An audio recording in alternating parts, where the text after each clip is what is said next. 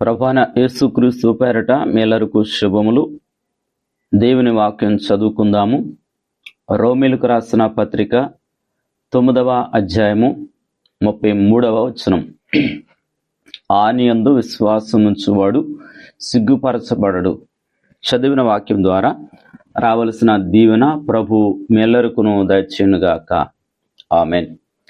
దేనివందు పిల్లలారా, ఈ దినము దేవుని వాక్యములో ఎవరైతే ఆయనందు విశ్వాసముంచువాడు సిగ్గుపరచబడడని, ఆయన తిరస్కరించినప్పుడు మాత్రమే ప్రతిదీ నింద అవమానము కలుగుతుందని వాక్యాలు మనం చూడగలుగుతుంటాం. వాక్యాలు మనం చూసినట్లుగా సిగ్గుపరచబడటం ఎప్పుడు జరుగుతుందంటే, ఆదాము అవ్వలు దేవుని ఆజ్ఞను మీరినప్పుడు వారు సిగ్గుపడ్డారు. దేవుని ఆజ్ఞలను మేరకండగా ఉంటే వారెన్నడూ కూడా సిగ్గుపడేవారు కాదు. వాక్యాలు మనం చూసినట్లయితే 119వ కీర్తనలో 6వ వచనాన్ని మనం జ్ఞాపకం చేసుకుంటే, నీ ఆజ్ఞలన్నిటినీ నేను లక్ష్యము చేయనప్పుడు నాకు అవమానమును కలుగనేరదు. దేవుని ఆజ్ఞలను మనం పాటించినప్పుడు మనకెప్పుడు కూడా ఏం కలగదు అంటున్నారంటే, అవమానము కలగదు. నీతిమంతులుగానే దీవించబడుతుంటారు. అందుకనే ఈ దినమందు ప్రతివారి జీవితంలో యెషయా గ్రంథము 50వ అధ్యాయము 7వ వచనాన్ని మనం చూస్తే, ప్రభువు యెహోవా నాకు సహాయం చేయవాడు గనుక నేను సిగ్గుపడట్లేదు. వాక్యంలో దేవుడు సహాయం చేసినప్పుడు మనం ఎన్నడూ కూడా సిగ్గుపడము. అందుకనే దినము 3 విషయాలను మనం నేర్చుకుందాం. ఎవరైతే క్రీస్తునందు విశ్వాసముంచువాడు సిగ్గుపడడు. ఎవరు క్రీస్తునందు ఉంటారో వారు సిగ్గుపరచబడరని వాక్యాలు మనం చూడగలుగుతున్నాం. అందుకని దేవునందు పిల్లలారా, వాక్యంలో మనం చూసినట్లుగా రోమీలకు రాసిన పత్రిక 10వ అధ్యాయము 11వ వచనం చూస్తే, ఏలనగా ఆనియందు విశ్వాసముంచువాడెవడునో సిగ్గుపడడని లేఖనము చెప్తుంది. ఎవరు చెప్పలేదట? లేఖనము చెప్తుంది, బైబిల్ గ్రంథం చెప్తుంది. ఎవరైతే ఆనియందు విశ్వాసం ఉంచుతారో వారెన్నడూ కూడా సిగ్గుపడడని. దినము మనము సిగ్గుపరచబడేవారు కాదండి. అందుకనే దేవుని మీద ఆధారపడండి.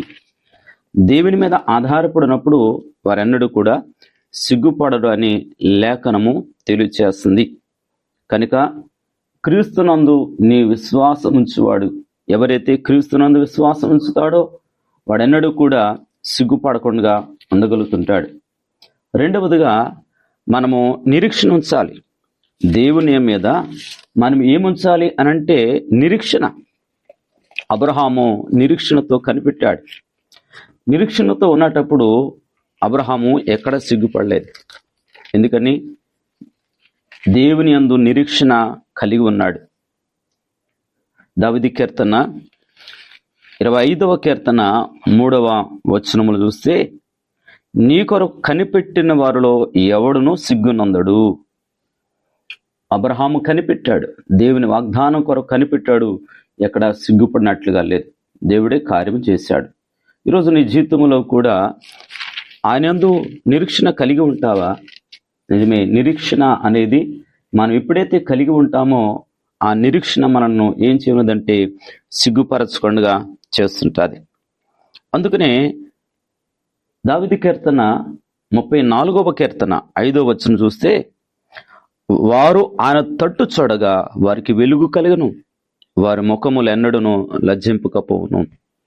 దేవుని తట్టు నిరీక్షణ కలిగి దేవుని తట్టు చూడగలిగినట్లయితే వారెన్నడూ కూడా సిగ్గుపడనట్లుగానే మనం చూడగలుగుతున్నాం. ఈ జీవితంలో ఎన్నో కష్టాలు శోధనలు కనవచ్చు. అయితే సిగ్గు మాత్రము దేవుడు అంటున్నాడు, నీకెన్నడూ కూడా సిగ్గు కలగదు. కనుక అందుకనే దేవుని యందు నిరీక్షణ ఉంచిన వారికి ఆయన సిగ్గుపరిచేవాడుగా లేడని. కనుక వాక్యాన్ని వింటున్న వారలారా, దేవుడు ఈ దినమందు నీతో మాట్లాడుతుంది ఏంటంటే, నువ్వు నిరీక్షణ ఉంచు. దేవుడు నిన్నాడు సిగ్గుపరచినాడు. మూడవదిగా దేవుడు సమర్థవంతుడైనాడు గనుక. ఎందుకంటే ఆకాశము భూమి కూడా ఆయనదే, ఆయన లేకుండా ఏదీ లేదు, ఆయన ద్వారా సమస్తము కలిగింది కనుక అందుకనే ఆయన మననెన్నడూ సిగ్గుపనడు. ఎందుకంటే ఆయన సమస్తమును ఆయన చేయగలిగినవాడు, ఆయన చేయని కార్యం అంటూ ఏదీ లేదు. రోమీయులకు రాసిన పత్రిక 8వ అధ్యాయము 33వ వచనం చూస్తే, దేవుని చేత ఏర్పరచబడిన వారి మీద నేరం మోపువాడెవడు? నీతిమంతులుగా తీర్చువాడు దేవుడే. శిక్ష విధించువాడెవడు? చనిపోయిన క్రీస్తు యేసే. అంతేకాదు మృతుల్లో నుండి లేచిన వాడును దేవుని కుడిపార్చున్నవాడు మన కొరకు విజ్ఞాపనము కూడా చేర్చువాడు ఆయనే. కనుక వాక్యాన్ని వింటున్న వారలారా, ఆయన అన్నాడు, ఎందుకంటే నీ మీద ఎవరు నేరమాపలేరు, ఎందుకంటే దేవుడే నీతిమంతులుగా తీర్చేవాడు గనక మన నిమిత్తం ఎన్నడూ ఆయన ఏం చేస్తున్నాడట? విజ్ఞాపనం చేస్తూనే ఉన్నాడు. కనుక ఈ దినమందు ప్రభు పరలోకం నుండి ఆయన మన కొరకు విజ్ఞాపన చేస్తున్నాడు. కనుక ఏ విషయంలో కూడా నీవు అధైర్యపడవద్దు, నిరీక్షణ ఉంచు. నిరీక్షణ ఉంచితేనే దేవుడు నీ పట్ల గొప్ప కార్యం చేస్తాడు. ఆయన అన్నడు నిన్ను అన్నడు మరి సిగ్గుపడనిచ్చేవాడు కాదు. కానీ అందుకనే 37వ కీర్తన మనం చూసినట్లయితే 5-6 వచనం చూస్తే చూడండి, ఆయన వెలుగు వలె నీ నీతిని మధ్యాహ్నం నీ నిర్దోషం వెల్లడి పరుచును. కనుక ఈ దినము వాక్యం ద్వారా ప్రభువు నీతో మాట్లాడుతున్నారు. మన మీద ఆరోపణలు వచ్చినా, పరిస్థితులు వ్యతిరేకించినా కానీ దేవుడు సమర్థవంతుడు. నువ్వు ఉన్న చోటనే సిగ్గుపార్చకుండా తలెత్తుకుని చేసేవాడు దేవుడు. కనుక వాక్యాన్ని వింటున్న వారలారా, నువ్వు విశ్వాసము ఉంచు, నిరీక్షణ ఉంచు. దేవుడు సమర్థుడని ఆయన చోట నిలబెట్టే దేవుడు నమ్ము, గొప్ప కార్యం చేస్తాడు. దేవుడు కొద్ది మాటలు దీవించునుగాక. ఆమేన్. ప్రేమగల మా తండ్రి, ఈ దినము వాక్యము ద్వారా నీ పిల్లలతో మీరు మాట్లాడినందుకు వందనాలు.